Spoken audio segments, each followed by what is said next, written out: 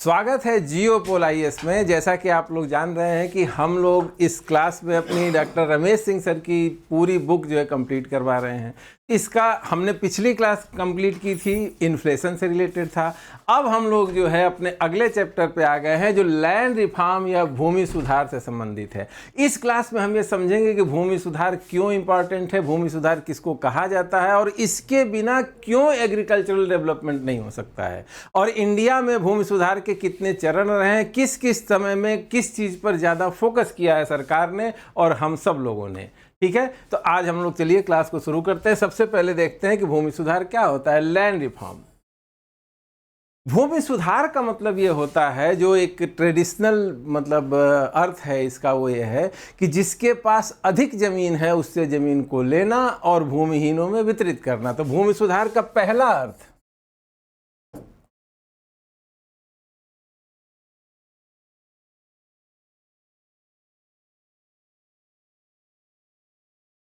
अधिक भूमि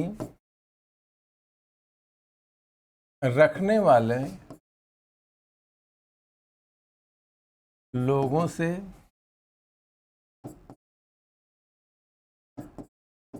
अधिशेष भूमि लेकर भूमिहीनों में वितरित करना। तो भूमि सुधार का पहला मतलब यही है। आपको पता होगा कि पुराने समय में सामंती व्यवस्था थी, रजवाड़े थे, उसके बाद अंग्रेजों का शासन आया। सारी व्यवस्थाओं में जमीन का मालिकाना हक कुछ लोगों के हाथ में ही था, और जब जमीन का मालिकाना हक कुछ लोगों के हाथ में ही था तो बाकी सारे लोग जो है किसी दूसरे की जमीन पे खेती किया करते थे।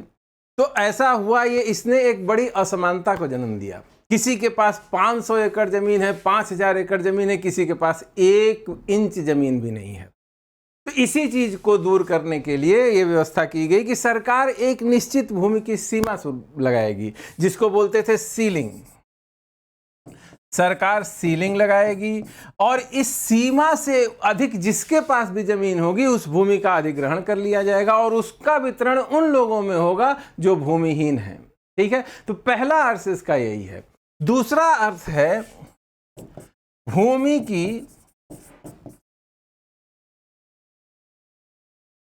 गुणवत्ता में सुधार करना, यानी भूमि की जो क्वालिटी है इसमें सुधार करने को भी भूमि सुधारों के अंतर्गत हम लोग देखेंगे और पढ़ेंगे।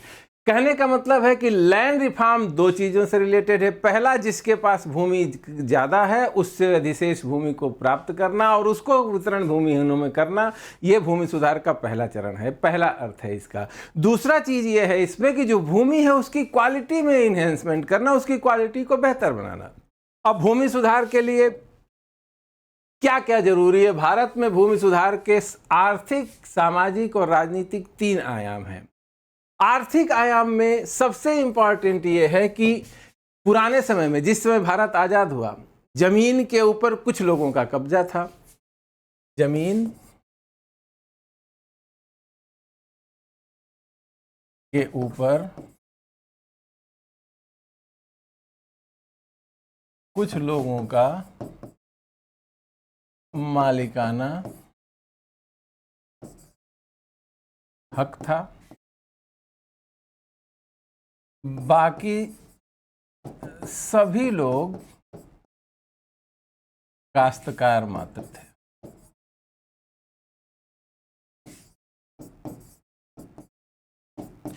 जब कुछ लोगों के हाथ में जमीन थी और खेती करने वाले दूसरे लोग थे, तो इसके 2 परिणाम होते थे। भूमि का मालिक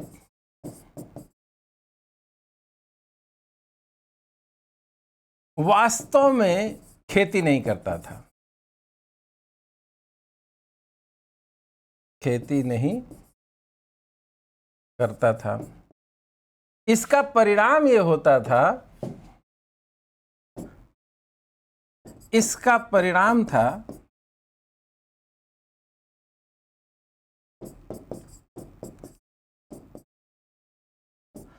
कि वो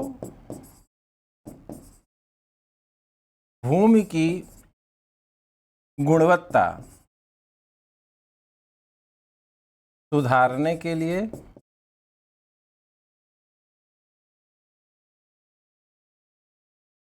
प्रयास नहीं करता था, यानी कि वो मात्र शोषक था। क्लियर इतनी बात? आगे क्या होता था, अगला परिणाम देखिए। बाकी दूसरे जो लोग, दूसरी तरफ जो लोग थे वो क्या थे, काश्तकार थे। इनकी आय बहुत कम थी। इसका परिणाम ये था कि ये भूमि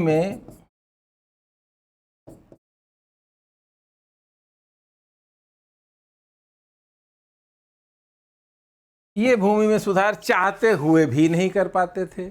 इसका आर्थिक परिणाम ये होता था, इसका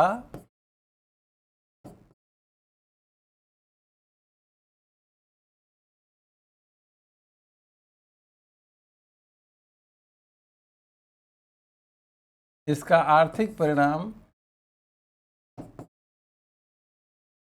ये था कि पहला, भूमि की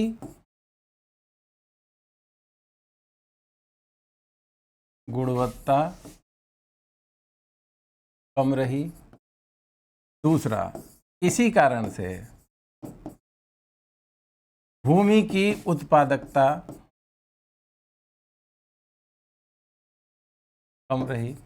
अब दोनों चीजों को देखिए, जिसके नाम से जमीन है उसका डायरेक्ट इन्वॉल्वमेंट खेती में नहीं है, जो उस पे खेती कर रहा है उसकी वो अपनी जमीन नहीं है, तो जमीन में सुधार करेगा कौन? सोचने वाली बात है ना। अब इस चीज को ध्यान से देखिए, इसके कारण से जमीन की गुणवत्ता के लिए काम ही नहीं होगा। ट्यूबवेल लगाना है तो ट्यूबवेल कौन लगाएगा? जो काश्तकार है उसकी काश्तकारी को स्थायित्व तो मिला नहीं है, वो कब हटा दिया जाएगा अपनी ज़मीन से, किसी दूसरी जगह भेज दिया जाएगा, बिल्कुल बेदखल कर दिया जाएगा, उसको पता नहीं है, तो वो ट्यूबवेल क्यों लगाएगा? अगर ज़मीन में कोई सुधार करना है, किसी भी तरह से ऊसर ज़मीन में कोई फर्टिलाइज़र डालना है, कोई नए तरह की चीज़ आई है टेक्नोलॉजी, तो उसका वो उपयोग क्यों करेगा? क्योंकि उसके पास तो अपने खाने के लिए भी पैसा नहीं है। लगान की दर इन सब चीज़ों में बहुत ज़्यादा थी। आधी फसल जो है जमींदार को दे दी जाती थी, आधी फसल कृषक के पास बचती थी, तो उसके पास आय ही नहीं थी कि वो सुधार करे। और जिसके पास आय थी, जो उस जमीन का सबसे ज़्यादा फायदा उठा रहा था, उसको उसमें रुचि नहीं थी, उसको सिर्फ मतलब था पैसे से कि हमको हमारा हिस्सा मिल जाना चाहिए। तो कुल ले दे के देश के ऊपर इसका आर्थिक परिणाम ये होता था कि भूमि की गुणवत्ता खराब होती थी और इसी कारण से उत्पादकता कम रहती थी और प्रोडक्टिविटी का नुकसान जो है हमेशा भूमि सुधारों की कमी के कारण होता है। अगला जो आयाम है वो है सामाजिक आयाम। ऐतिहासिक रूप से ध्यान दीजिए इस बात को, ऐतिहासिक रूप से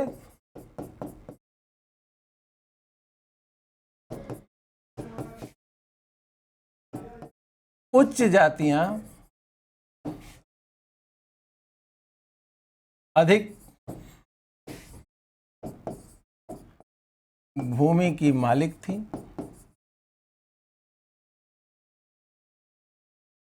इसके अलावा अन्य छोटी जातियां इनकी काश्तकार थी। ये सिस्टम लगभग सभी जगहों पे था, चाहे साउथ में जाइए, चाहे मतलब नॉर्थ में आ जाइए, हर जगह इसी तरह की व्यवस्था पाई जा रही थी। इसका परिणाम ये होता था, इसका परिणाम ये था कि जो जातीय बंधन थे,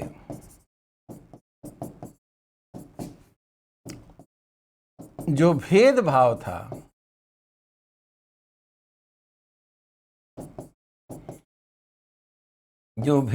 था, वो हमेशा बना रहा। यानी कि ऐतिहासिक रूप से ये देखा गया कि किसी भी समाज में जाइए, वहां पे जो उच्च जातियां थी उन्हीं के पास जमीन का मालिकाना हक था।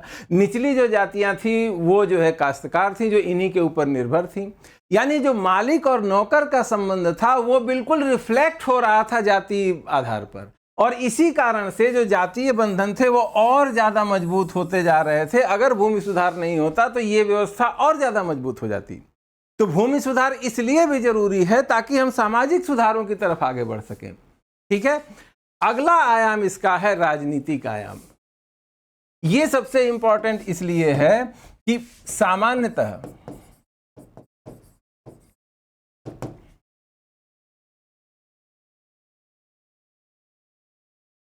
बड़े जमींदार हमेशा सत्ता के नजदीक रहे, यानी स्वतंत्रता से पूर्व भी और स्वतंत्रता के बाद भी। तो राजनीतिक रूप से होता क्या था कि अगर असमानता बहुत ज़्यादा है, किसी के पास बहुत ज़्यादा ज़मीन है और बहुत ज़्यादा लोग उसकी खेती, उसके खेतों पे डिपेंडेंट है अपनी आजीविका के लिए, तो सामाजिक रूप से व्यवस्था तो वही बनेगी, सामंतवादी व्यवस्था बनेगी। इसके अलावा राजनीतिक स्वतंत्रता का उपभोग भी जो डिपेंडेंट लोग हैं वो नहीं कर पाएंगे। तो होता क्या था कि जो भी बड़े जमींदार थे, इनके हिसाब से ही लोकतंत्र का भी चलन शुरू हुआ 1947 के बाद। हम आज़ाद तो हो गए, लेकिन वोटों पे कब्जा इन्हीं लोगों का रहा। जो जमींदार साहब या जो जिसके यहाँ जो रियाया है, जो भी काश्तकार है, उसको जो कहा जाता था उसी को वो वोट दिया करते थे। तो इसका राजनीतिक आयाम ये था कि जिनके पास ज़्यादा संपत्ति थी, ज़्यादा भूमि पर जिसका कंट्रोल था, वही व्यक्ति राजनीतिक रूप से भी ज़्यादा सशक्त था। यही सब वो कारण थे जिसके कारण भूमि सुधार बहुत जरूरी हो गया। आर्थिक आयाम में हमें नुकसान इसलिए हो रहा है क्योंकि हम अपनी उत्पादकता नहीं बढ़ा पा रहे हैं, हम अपनी ज़मीन की क्वालिटी नहीं बढ़ा पा रहे हैं। सामाजिक आधार पर इसलिए प्रॉब्लम क्रिएट हो रही है कि हमारे यहाँ जो जाति बंधन है वो बिल्कुल रिफ्लेक्ट हो रहा है भूमि संबंधों में। जिसके पास अधिक भूमि है ज़्यादातर वो उच्च जाति के लोग हैं, ज़्यादातर काश्तकार जो है नीची जाति के हैं, यानी सामाजिक रिफ्लेक्शन भी उसमें दिखाई दे रहा है। दूसरी तरफ राजनीतिक अधिकार हमने स्वतंत्रता के बाद दे दिया, लेकिन इसका भी लाभ गरीब लोग नहीं उठा पा रहे हैं। यानी इस भूमि सुधार के सामाजिक, आर्थिक और राजनीतिक तीनों तरह के आयाम हैं। तीनों फैक्टर्स को समझना होगा, तभी हम बेहतर ढंग से इसको समझ पाएंगे। ठीक है, आगे चलते हैं। अब देखते हैं आउटलाइन ऑफ लैंड रिफॉर्म, भूमि सुधारों की रूपरेखा, यानी इसमें किन किन चीजों को शामिल किया जाना चाहिए। सबसे पहले टेनेंसी रिफॉर्म या काश्तकारी सुधार। काश्तकार किसको कहते हैं?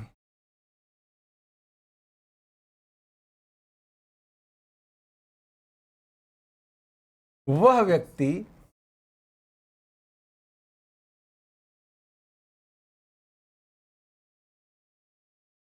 जो किसी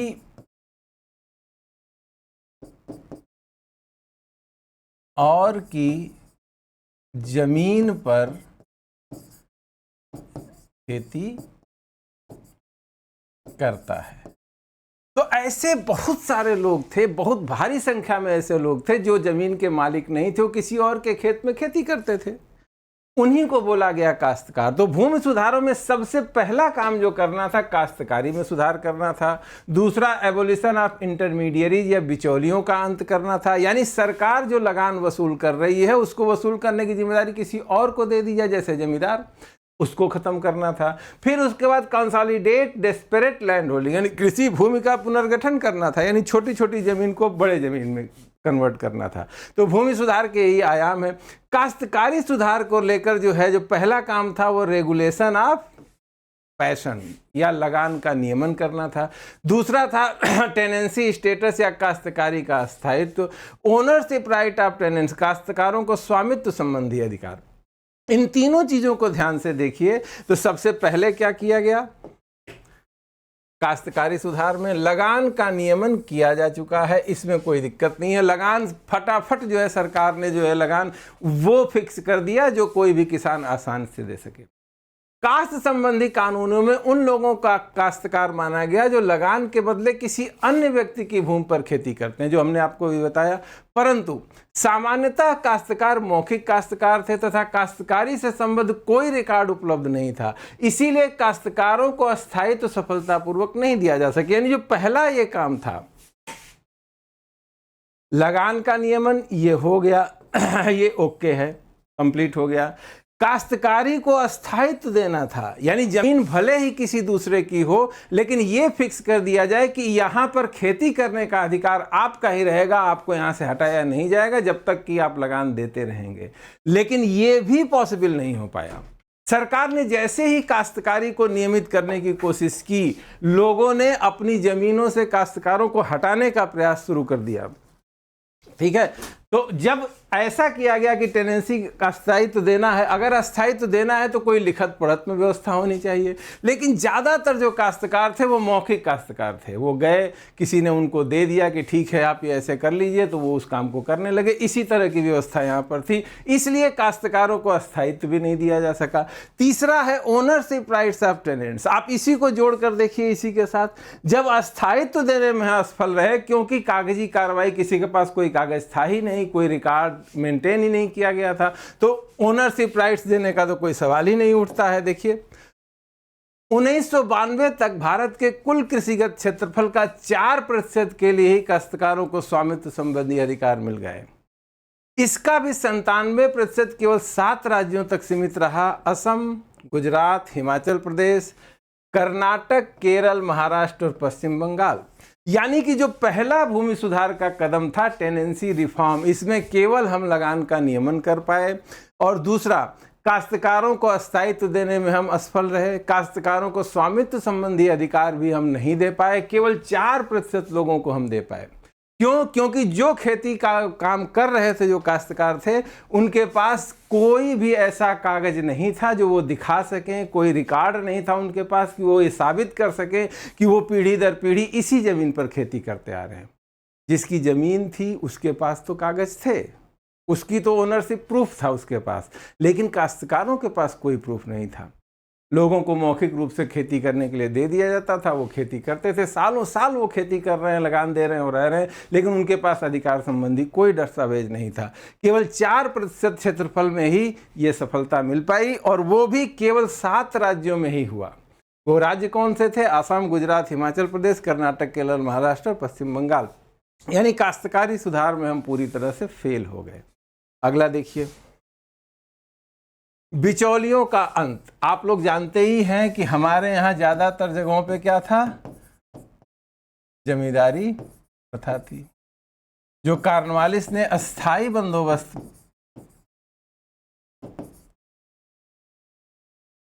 बंदोबस्त लागू किया था, वहीं से जमींदारी प्रथा का उत्थान हुआ था। और होता क्या था? किसान और सरकार के बीच में जमींदार साहब रहते थे, वो किसानों से लगान वसूलते थे और उस लगान से कुछ हिस्सा अपने पास रख के बाकी सरकार को दे देते थे। तो बिचौलियों के उन्मूलन सफलतापूर्वक कर लिया गया।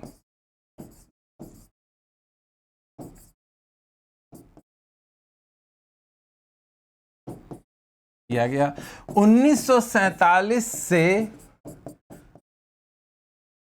10 वर्ष के अंदर ही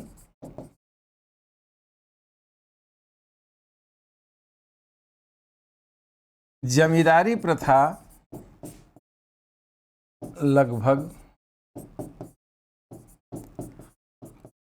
पूरे देश से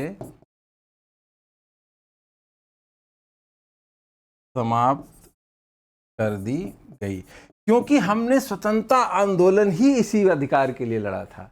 हमारे स्वतंत्रता आंदोलन का एक आदर्श ये भी था कि जमींदारी प्रथा खत्म की जाएगी, हम धीरे धीरे उसी दिशा में बढ़ेंगे कि हमारे यहाँ से जमींदारी समाप्त हो जाए। और हर एक राज्य ने क्रमशः एक एक करके अपने राज्य से जमींदारी प्रथा को समाप्त कर दिया, यानी बिचौलियों का उन्मूलन पूरी तरह से किया जा चुका है। ठीक है, अब अगले पॉइंट पर चलेंगे। अगला है कृषि भूमि का पुनर्गठन, कंसोलिडेशन ऑफ लैंड। अब इसमें क्या प्रॉब्लम है? इसमें प्रॉब्लम यह है कि भारत में खेतों का आकार पहले से ही बहुत छोटा छोटा था, और अगर खेतों का आकार छोटा छोटा है तो आगे चलने वाले समय में और भी छोटे छोटे उसके पार्ट होते गए। इसको दो तरह से समझिए। उपविभाजन यानी परिवार में भूमि का बंटवारा। एक आदमी के पास 10 एकड़ जमीन है, उसके 3 लड़के हैं, तो अब अगली पीढ़ी में 3-3 एकड़ ही उसके पास रहेगा, और फिर उसके बाद अगर 2-2 बच्चे हो गए तो 1.5 एकड़ ही आगे आने वाले में बचेगा। कहने का मतलब है कि परिवार में भूमि का बंटवारे के कारण उपविभाजन हुआ। दूसरा उपखंडन, किसी व्यक्ति की जमीन कई जगहों पे होना, जैसे किसी के पास 2 एकड़ जमीन है लेकिन वो 2 एकड़ जमीन छोटे छोटे हिस्से में 5 जगह है, इसको कहते हैं उपखंडन। तो जोतों के उपविभाजन तथा उपखंडन का कारण क्या है? जनसंख्या का अत्यधिक दबाव है। सबको जनसंख्या बहुत ज्यादा है, आप लोगों को पता है जनसंख्या का दबाव,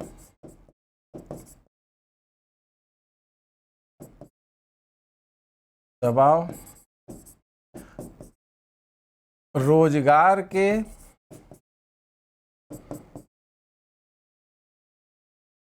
वैकल्पिक साधन न मिलना, यानी कि जनसंख्या ज़्यादा है, एक एक व्यक्ति के 2-2, 4-4 संतानें पैदा हो रही हैं, तो सबको हिस्सा चाहिए ही चाहिए। जमीन से लगाव, जमीन से लगाव सबको है, कोई अपनी जमीन नहीं छोड़ना चाहता है। और दूसरा सबसे बड़ा कारण यह था कि खेती पर ही निर्भरता बहुत सारे लोगों की रह गई। वैकल्पिक साधन अगर निकलते रोजगार के, तो रोजगार के अन्य साधनों पे आदमी धीरे धीरे डिपेंडेंट होता जाता, और रोजगार के अन्य साधन अगर मिलने लगते तो जमीन पे दबाव कम होता। लेकिन हुआ क्या कि जब विकास की दौड़ शुरू हुई स्वतंत्रता के बाद, तो उतनी संख्या में जितनी तेजी से जनसंख्या बढ़ी, जनसंख्या विस्फोट को भी हमारे देश ने महसूस किया 70 के दशक के बाद, जितनी तेजी से जनसंख्या बढ़ी उतनी तेजी से वैकल्पिक रोजगार के साधन नहीं आए। इसका मतलब कि जो भी रहा उसी जमीन में अलग अलग हिस्से में बढ़ता चला गया। इसका परिणाम क्या हुआ, क्या प्रभाव पड़ा?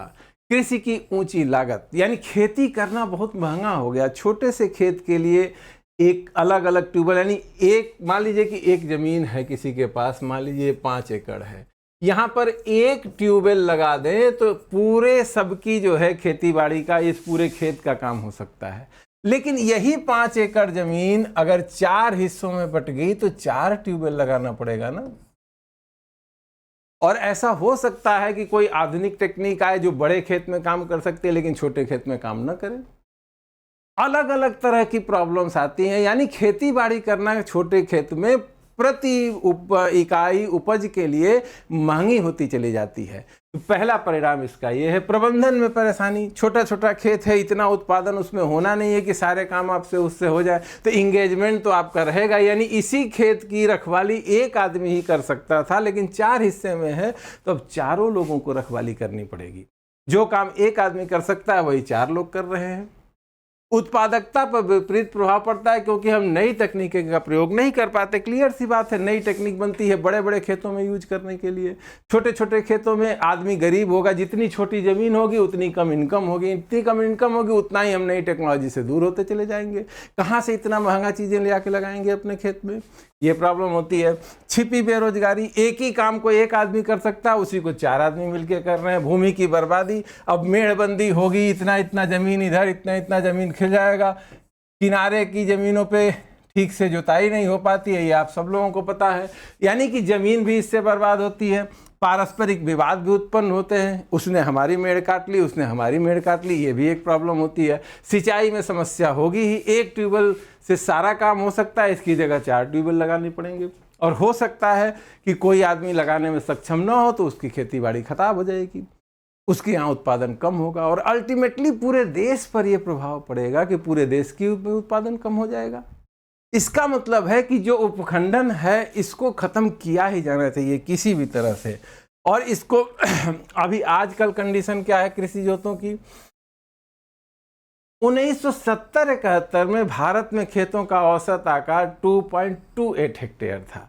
यानी एक औसत खेत का जो साइज था 2.28 हेक्टेयर था। 1995-96 में 1.41 हेक्टेयर हो गया, यानी आधा हो गया 24 साल के अंदर। 2011-12 में 1.15 हो गया, और कम हो गया। 15-16 में 1.01 हेक्टेयर ही रह गया था। भारत में 85% कृषि जोते सीमांत 1 हेक्टेयर से कम प्रकृति की है, यानी 1 हेक्टेयर भी साइज नहीं है 85% खेतों का। नागालैंड में भूमि का औसत आकार सबसे ज्यादा है, पंजाब और हरियाणा दूसरे तथा तीसरे नंबर पे हैं। बाकी पूरे देश में बहुत छोटे छोटे खेत हैं जो 1 हेक्टेयर से कम है। 85% खेत ऐसे हैं जो 1 हेक्टेयर से भी कम है। यहाँ आप कोई भी नई टेक्निक नहीं लगा सकते हैं, उसको प्रॉफिटेबल बनाना बहुत टेढ़ी खीर है। क्यों? क्योंकि 1 हेक्टेयर से कम का काश्तकार गरीब होगा, पहली शर्त तो यही हो जाएगी। और अगर वो गरीब होगा तो कहाँ से नई टेक्नोलॉजी लाएगा, कहाँ से कृषि विज्ञान का सारा प्रयोग अपने खेत में कर पाएगा। यानी कि कुल ले दे के इस छोटे खेत की समस्या के कारण भारत में प्रोडक्टिविटी कम होती चली गई, उत्पादकता इससे सबसे ज्यादा प्रभावित हुई है। छोटे खेतों की समस्या के समाधान में सबसे पहला है चकबंदी। चकबंदी में क्या होता है कि यदि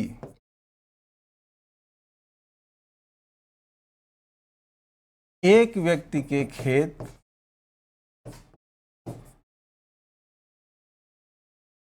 अलग अलग स्थानों पर हैं तो उन्हें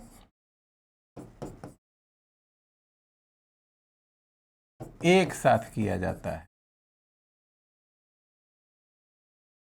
जैसे मान लीजिए कि किसी के पास जो है 5 एकड़ जमीन है, ठीक है, लेकिन ये 5 एकड़ जमीन 5 जगह है। तो चकबंदी में क्या करते हैं कि आपस में एक्सचेंज द्वारा एक आदमी की जमीन को एक जगह करने की कोशिश की जाती है ताकि उसका फार्म लैंड एक जगह हो जाए और उसका आकार बड़ा हो जाए, प्रॉफिटेबल हो जाए। इसी प्रक्रिया को कहते हैं चकबंदी। लेकिन पंजाब, हरियाणा, यूपी के अलावा अन्य प्रदेशों में चकबंदी में भी बहुत कम प्रगति हुई है। कहीं भी चकबंदी भी सफल नहीं रही है। कुल कृषि भूमि का 46.5% भूमि की ही चकबंदी हो सकी है आज तक।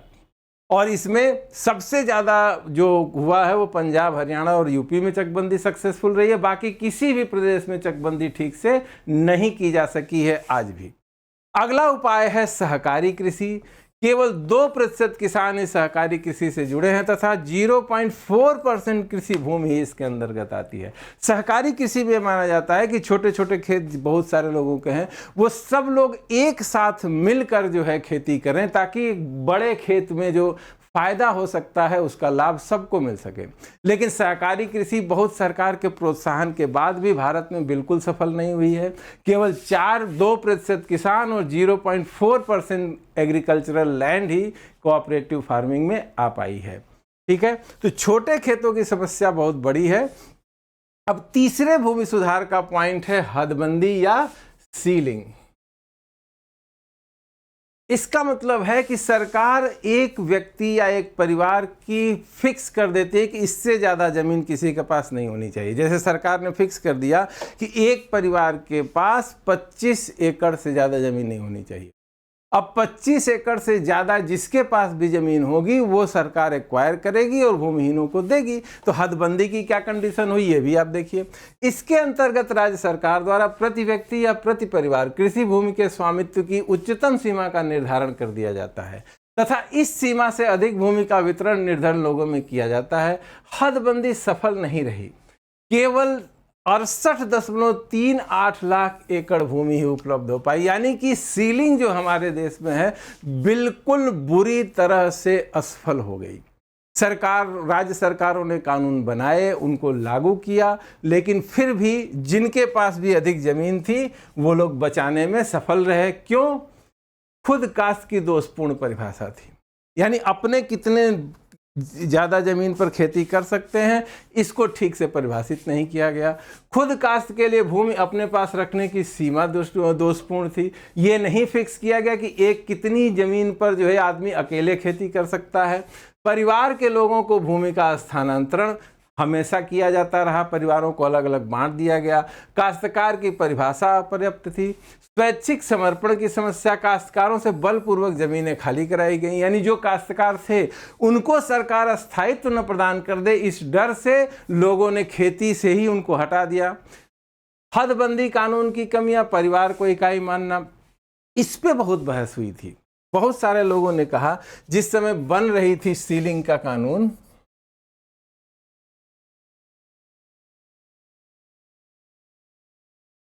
तो 2 विचार थे। व्यक्ति को यूनिट माना जाए कि परिवार को, जितने भी सोशलिस्ट लोग थे उन लोगों ने कहा कि व्यक्ति को यूनिट माना जाना चाहिए और फिक्स करना चाहिए कि जैसे 5 एकड़ से ज़्यादा जमीन एक व्यक्ति के पास नहीं होनी चाहिए। लेकिन परिवार के नाम पर कि हमारे यहाँ संयुक्त परिवार चलता है, परिवार का विघटन हो जाएगा, इन सब चीज़ों का हवाला देके यूनिट किसको बना दिया गया? परिवार को। और फिक्स किया गया कि 25 एकड़ ज़मीन जो है एक परिवार के पास रखती है, यानी यूनिट बना दी गई परिवार को, हदबंदी की। अब इसका परिणाम क्या हुआ? सरकार ने 25 एकड़ जो है वो कर लिया। अब पता चला कि एक परिवार में X हैं, पति हैं, Y इनकी पत्नी है,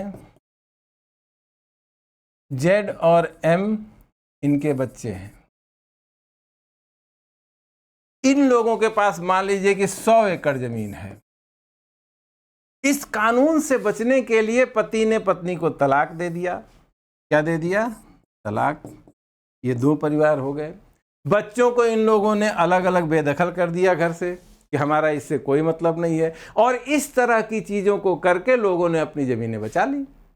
यानी कि परिवार को यूनिट मानने के कारण ही सबसे ज़्यादा जो सीलिंग का प्रावधान था वो असफल हो गया, और ये जानबूझकर किया गया था। हमारे कानून निर्माता भी इसके से लाभान्वित हो रहे थे ना। आपको पता है कि जो लोग जा रहे हैं कोर्ट में उस समय, जिस समय हदबंदी कानून बन रहे थे, सामान्यतः हमने बताया ना राजनीतिक आयाम में कि सत्ता के पास भी जमींदारों और बड़े किसानों का ही सबसे ज़्यादा पकड़ थी। वही लोगों के हिसाब से सरकार चलती थी। उन लोगों ने ही व्यक्ति की जगह परिवार को यूनिट बनाया और परिवार को अलग अलग भाग में करके और अपनी सारी की सारी ज़मीनें बचा ली। इसीलिए भारत में केवल, आपने देखा ना, केवल 68.38 लाख एकड़ भूमि उपलब्ध हो पाई। बाकी सारी ज़मीनें जिनके पास थी, सब लोगों ने अपनी जो ज़मीन थी वो सीलिंग से बाहर कर ली और उसकी मालिकाना हक जो है अपने पास बनाए रखा। ठीक है, राजनीतिक इच्छा शक्ति का अभाव था। वास्तव में हमारे जो राजनेता लोग थे वो लोग वास्तविक जो है भूमि सुधार करना ही नहीं चाहते थे। प्रशासन तंत्र की उदासीनता इसमें तो रहेगी। जब ऊपर से ही प्रॉब्लम है तो और कुछ कोई कर नहीं सकता है। ठीक है,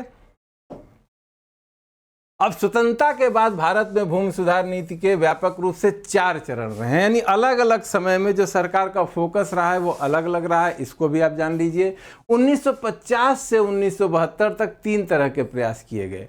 पहला, बिचौलियों का उन्मूलन किया गया जो सफलतापूर्वक हो गया। यानी ये क्या हुआ? सफलतापूर्वक, यानी जमींदारों को खत्म कर दिया गया। काश्तकारी सुधार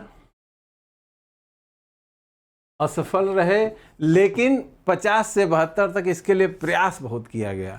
भूमि की अधिकतम सीमा आरोपित कर भूमि का पुनर्वितरण, ये भी असफल रहा। बिचौलियों का उन्मूलन सफल रहा, लेकिन बाकी 2 में सफलता मिली। ये पूरा 50 से 72 तक किया गया। 72 से 85 तक जो है सरकार को ये बात समझ में आ गई थी कि भूमि उपलब्ध नहीं हो रही है जो हम भूमिहीनों को दे पाए। तब सरकार ने सोचा कि भूमि की क्वालिटी को बेहतर करा जाए, और इसके लिए 72 से 85 तक गैर कृषि भूमि को कृषि योग्य भूमि के अंतर्गत लाने पर ध्यान दिया गया। आप लोग इस समय की जब योजनाएं पढ़ेंगे, ऊसर भूमि विकास कार्यक्रम, जहाँ पे पानी जमा होता था वहाँ पर वाटर शेड मैनेजमेंट प्रोग्राम, ये सारे प्रोग्राम इसलिए चलाए गए ताकि जहाँ पे खेती नहीं हो पा रही है, जो परित्यक्त जमीन है, ऊसर है, सिवान है, उन सब को भी खेतों में बदला जाए और उन खेतों का मालिकाना हक ऐसे लोगों को दिया जाए जो भूमिहीन है, ताकि वो लोग भी जमीन के मालिक बन सकें और उत्पादकता बढ़ सके। तो 72 से 85 तक जो है इस पर ज़्यादा ध्यान दिया गया।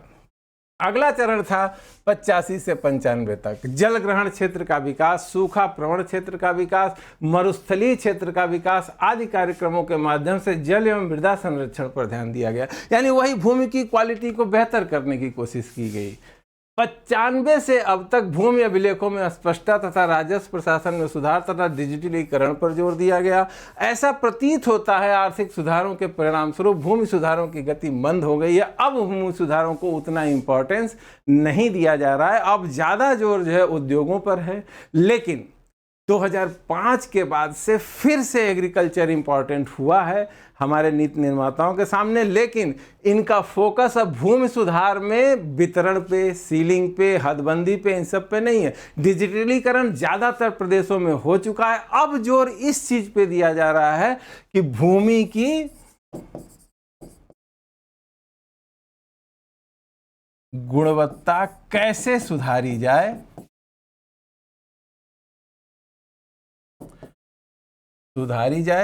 पहला। और दूसरा जोर ये दिया जा रहा है कि उत्पादन के पैटर्न को कैसे बदला जाए, यानी कि जो उत्पादन का पैटर्न हमारे यहाँ चल रहा है उसको कैसे सुधारा जाए, यानी कि कृषि में विविधीकरण कैसे लाया जाए, कृषि को ज़्यादा प्रॉफिटेबल कैसे बनाया जाए, उसके लिए क्या भूमि सुधार होना चाहिए, इस पे ज़्यादा ध्यान दिया जा रहा है। तो ये दोनों ही पॉइंट हम लोग एग्रीकल्चर वाले चैप्टर में, जो अगला चैप्टर है, उसमें ठीक से पढ़ेंगे। ठीक है, आगे चलते हैं। अब एक और भूमि सुधार से रिलेटेड है लैंड एक्विजिशन या भूमि अधिग्रहण। सरकार को इसकी भी ज़रूरत पड़ती है। केवल खेती बाड़ी करने से ही देश का विकास नहीं हो सकता है, आप सब लोग जानते हैं। क्या होता है ये भूमि अधिग्रहण से आशय भूमि की खरीद की उस प्रक्रिया से है जिसके तहत केंद्र या राज्य सरकार सार्वजनिक हित से प्रेरित होकर क्षेत्र के बुनियादी विकास, औद्योगिकरण या अन्य गतिविधियों के लिए नियमानुसार नागरिकों की निजी संपत्ति का अधिग्रहण करती है। यानी खेत है लेकिन वहां पर औद्योगिक विकास करना है तो सरकार को जमीन तो लेनी पड़ेगी, सड़कें बिछानी है, जमीन एक्वायर करना पड़ेगा, रेलवे लाइन बिछानी है, जमीन एक्वायर करना पड़ेगा।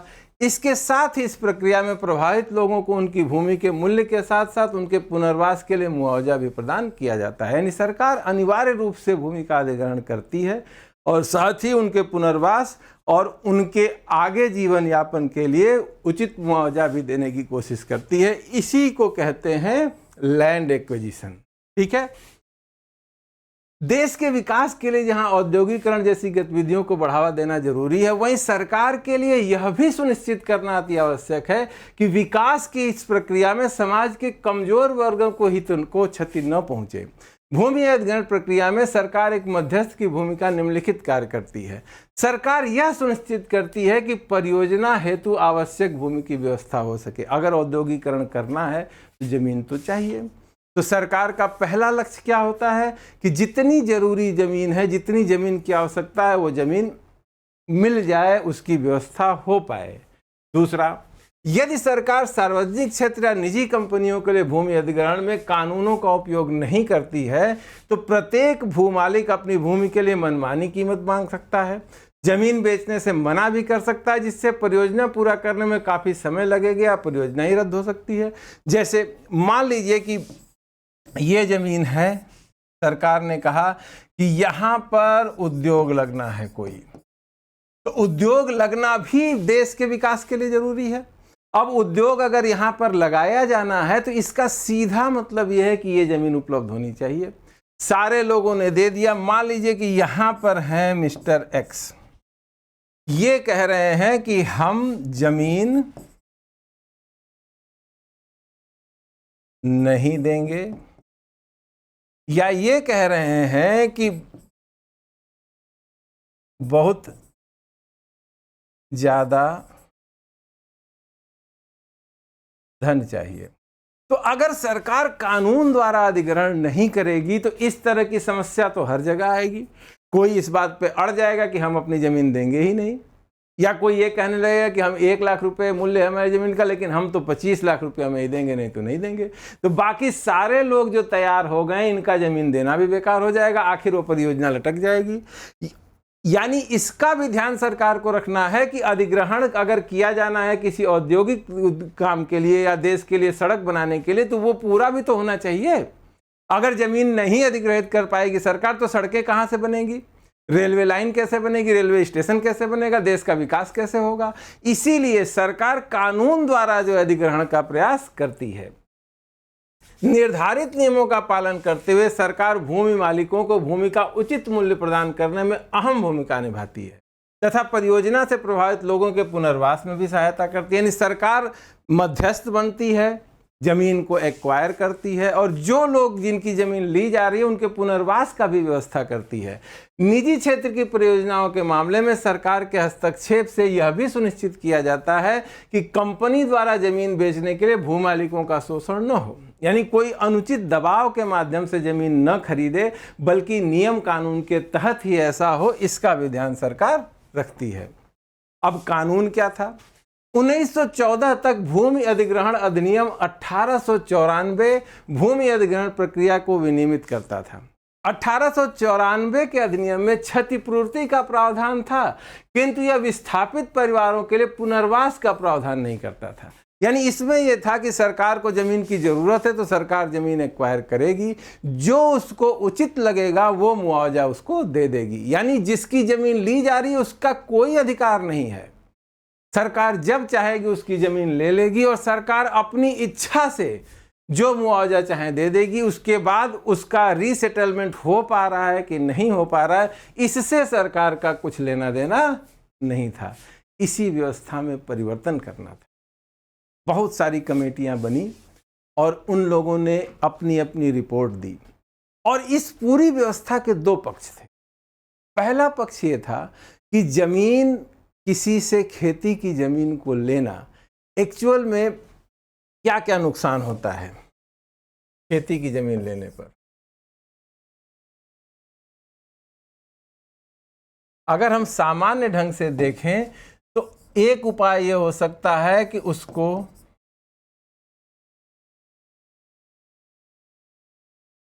बाजार मूल्य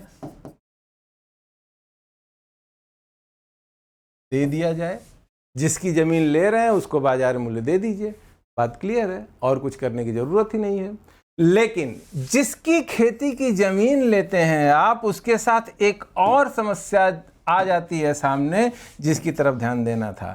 विस्थापित लोग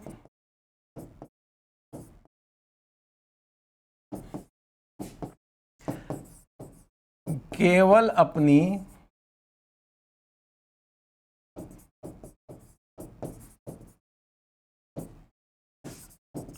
आय से वंचित नहीं होते,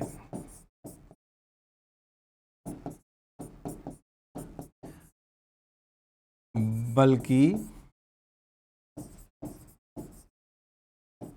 अपनी संस्कृति,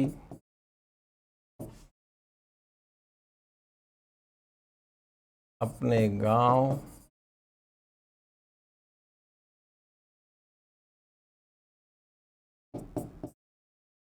सबसे वंचित हो जाते हैं। इसका दूसरा तर्क क्या दिया गया? इसका दूसरा तर्क ये था कि विकास की कीमत केवल गरीब ही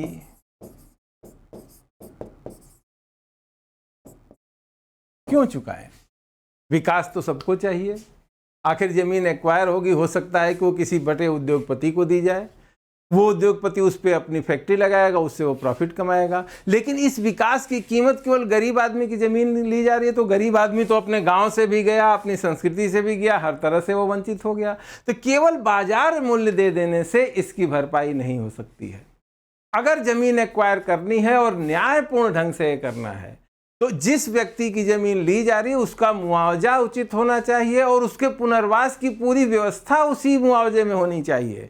इसी विचार के कारण उन 2013 में नया भूमि अधिग्रहण अधिनियम 2013 लाया गया।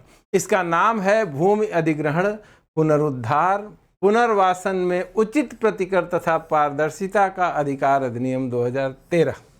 यानी कि अब जो है, अगर सरकार को भूमि अधिग्रहित करना है तो हमारी जनता के भी अपने अधिकार होंगे। वो अधिकार कैसे होंगे, इसको देखिए क्या क्या है। सबसे पहले सहमति की अनिवार्यता। इस अधिनियम के माध्यम से भूमि मालिकों के हितों की रक्षा के लिए यह प्रावधान किया गया कि भूमि अधिग्रहण में निजी क्षेत्र की परियोजनाओं के लिए कम से कम 80% और सार्वजनिक निजी भागीदारी परियोजना में भूमि अधिग्रहण के लिए कम से कम 70% भू मालिकों की सहमति को अनिवार्य कर दिया गया।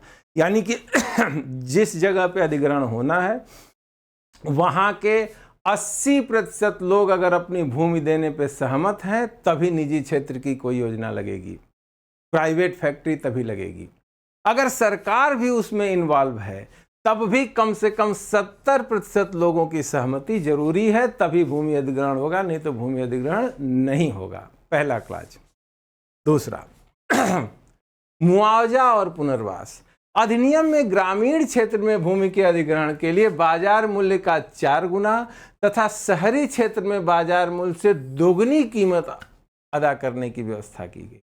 ग्रामीण क्षेत्र में 4 गुना इसलिए कहा गया कि सामान्यतः ग्रामीण क्षेत्र में जो जमीन होती है, खेती की जो जमीन होती है, वो इनकम से जुड़ी होती है, उसके कल्चर से जुड़ी होती है। अगर कोई आदमी उसी भूमि पर डिपेंडेंट है तो उसको इतना पैसा मिलना चाहिए कि कहीं दूसरी जगह वो उतनी ही जमीन खरीद सके, और अगर उस जमीन का यूज करके देश विकास के पथ पर जा रहा है तो वो गरीब आदमी अपना भी तो विकास कर सके, इसलिए मुआवजा किया गया 4 गुना।